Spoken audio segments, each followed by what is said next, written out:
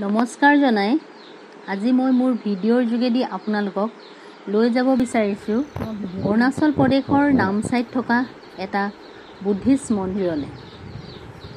এই তোৰণখনত লিখা আছে ৱেলকাম টু কংমুখাম গোল্ডেন পাগোডা। তেওঁলোকৰ ভাষাত লিখা আছে, বুজি পোৱা নাই। এই তোৰণখনেদি অলপ দূৰ সোমাই অহাৰ পিছতে আমি মন্দিৰৰ মেইন গেটখন পালোঁ। টিকেট কৰিলোঁ।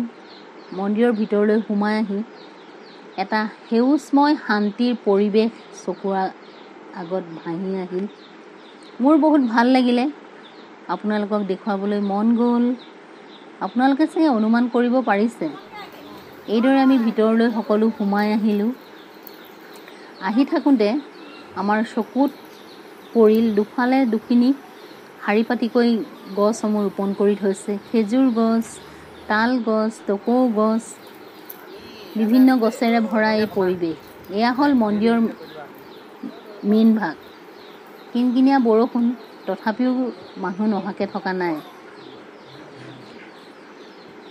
এইদৰে ময়ো ভিতৰলৈ বুলি সোমাই আহিলোঁ। তেওঁৰ ওচৰত খন্তেক সময় মূৰ দোৱালোঁ, আশীৰ্বাদ বিচাৰিলোঁ। বহুত ভাল লাগিলে। মনটো শান্তি অনুভৱ হ'ল মোৰ মনতে। ইমান চাফ চিকুণতা, ক'তো অকণো লেতেৰা নাই। মানুহ আছে, কথা পাতিছে, কোনো হুলস্থুলীয়া পৰিৱেশ নহয়। আপোনালোকে চাগে দেখি অনুমান কৰিব পাৰিছে। মই ভাবিলোঁ বাহিৰৰ পৰিৱেশটো অকণমান আপোনালোকক দেখুৱাওঁ। আপোনালোকে কেতিয়াবা ইয়াত আহি শান্তিৰ পৰিৱেশ এটা বিচাৰি পাব। কেতিয়াবা আহিব। তললৈ মই নামি যোৱা নাই, কিনকিনীয়া বৰষুণ দি আছে। শেষত এইদৰে ফটোৰ একপি দুকপি তুলি চিনস্বৰূপে মই ইয়াৰ পৰা ওলাই আহিলোঁ। এয়া হ'ল মন্দিৰৰ বাহিৰৰ গেটখন।